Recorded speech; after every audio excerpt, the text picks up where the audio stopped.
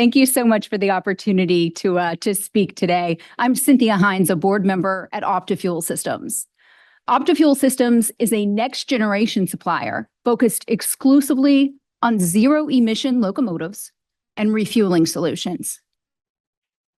Today, I'd like to spend a few minutes exploring the pivotal role that earlier stage companies like OptiFuel can play in this complex environment, and where perhaps these contributions can intersect synergistically with some of the goals you've all set forth today.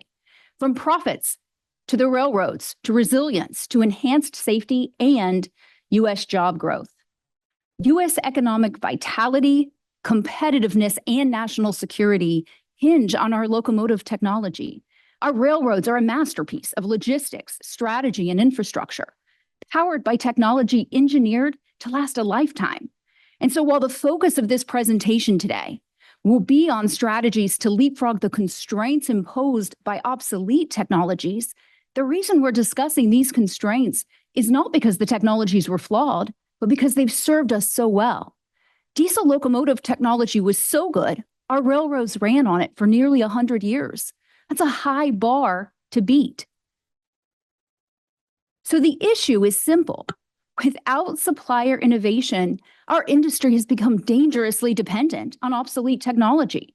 So while Class 1 railroads have committed to improving profit margins, growth, and reaching zero emissions by 2050, they are currently limited somewhat into limiting measures, such as modernizations, a focus on the longer routes, and using a smaller number of diesel locomotives to pull longer trains, the very things that constrain both growth and service. U.S. rail is a 200-year-old industry with only 2 suppliers. And in normal times, that's fine, but these aren't normal times. In times that demand innovation, our railroads and railroad employees are left vulnerable and constrained. So while tenured suppliers excel at later stage strategies, innovation is not their strength. Since Tier 4 went into effect in 2015, locomotive purchases you can see have plummeted. And railroads are getting a lot of heat for this. But my question is this chart the sign of just the Class 1 railroads digging in their heels, or is it the sign of a dangerous shortage in viable supply? To regain market share from trucking and drive growth in intermodal traffic in some of these shorter routes, railroads need affordable, nimble locomotives that are highly efficient, durable for extended operation, and deliver dramatically lower emissions. I want to comment for a moment on a comment I heard yesterday from Jill Mulligan at BNSF. She said, gosh, yeah, but these CARB regulations, she said BNSF will have to pay $800 million per year into a fund for locomotive technology that doesn't exist. And these next few slides are for Jill and her team. Right, to catalyze change with the Class 1 railroad, in our opinion, we needed to present an option so compelling that action becomes unthinkable.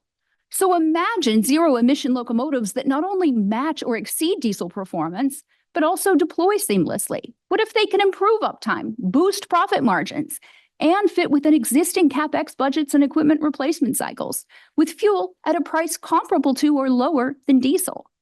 What if these same locomotives could also enhance safety, be maintained by railroad employees, and attract a next-generation workforce? The question is, how do we get there? How do we ensure this energy transition in rail doesn't disrupt operations or compromise our supply chain's integrity? And most importantly, how do we make it not just greener, but better? When we talk about innovation in rail, the real benchmark is whether we can do it better, safer, more efficient, more nimble, more reliable, and more profitable. Can we match the ingenuity of our predecessors with solutions that blend cutting-edge equipment, practical collaboration, and optimal use of existing resources? Can we re-inspire the resiliency and economic vitality of the U.S. railroad network for the century ahead of us? But when every zero-emission technology seems to come up high on price and short on performance, what do we do? And I think that moments like this offer a prime opportunity for innovators like OptiFuel and established industries to collaborate. Over the past decade, OptiFuel Systems has evolved from a visionary startup into the model for next-generation clean tech suppliers, developing end-to-end solutions that include locomotives, assured fuel supply, infrastructure deployment, and fluid implementation plans.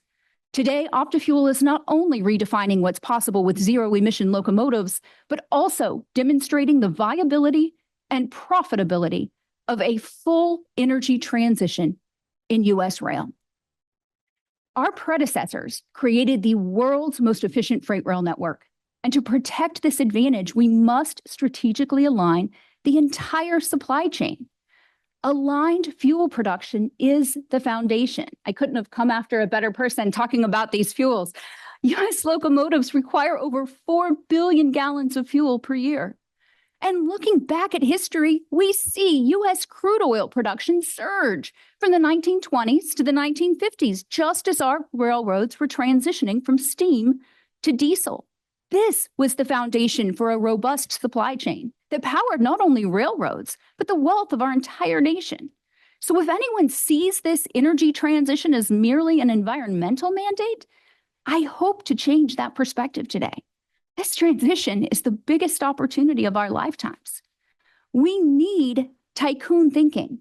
Start with long-term, 100-year profit, 100-year strategy.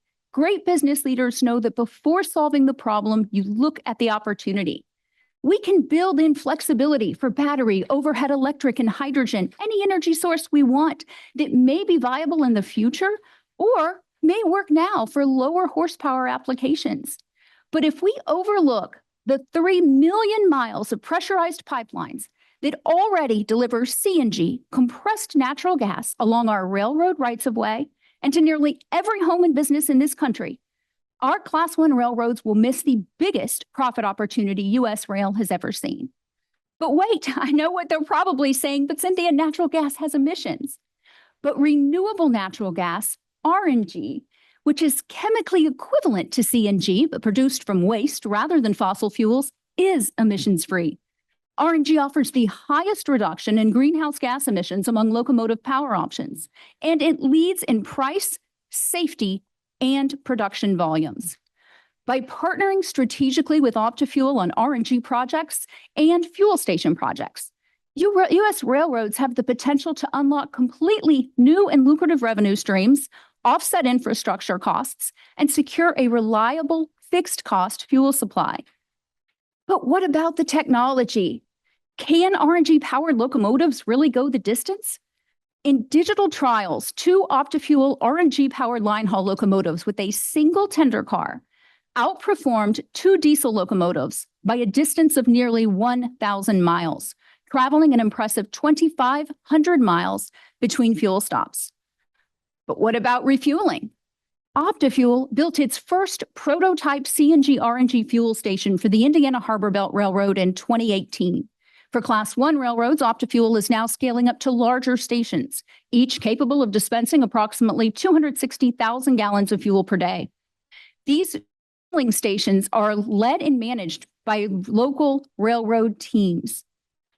Diesel locomotives, in terms of the transition, can be gradually phased out as new refueling infrastructure and RNG production sites are built in stages, aligning with the pace of new locomotive deployments.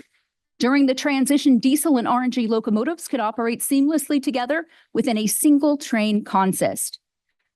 The Class I railroads want to talk about money and opportunity or savings. Transitioning to RNG-powered locomotives could save Class I railroads an estimated $3.8 billion a year in fuel cost alone. Now I'd like to speak for a moment about a comment I heard yesterday from Mr. Posner, I believe is who said it. He said, but gosh, new locomotive technology is nowhere near the readiness at the safety, security, and regulatory levels. First, OptiFuel Total Zero locomotives ensure compliance already with CARB zero emission regulations, producing 0 NOx and 0 PM emissions, even if operated on fossil fuels. Today, OptiFuel is already advancing FRA concurrence for its 2nd and 3rd generation fuel storage systems, along with EPA certification for its 3rd generation power system.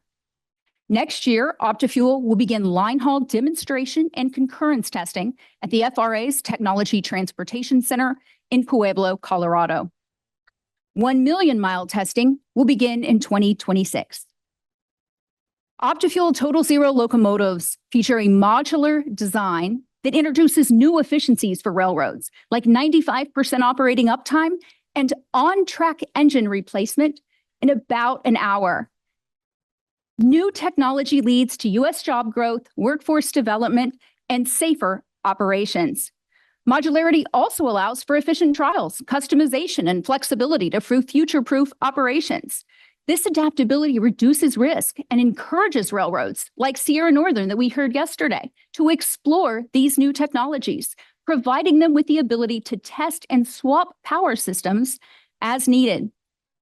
Designed for exceptional efficiency and 24/7 performance, OptiFuel locomotives empower railroads to boost profitability, meet regulatory standards, and lead in customer service and environmental stewardship. We've done the heavy lifting to make a transition that seemed so distant right within reach. These gains cannot be realized without the active participation of our Class I railroads. Your involvement is essential for testing, refining, and advancing the next leg of the journey with us. Thank you.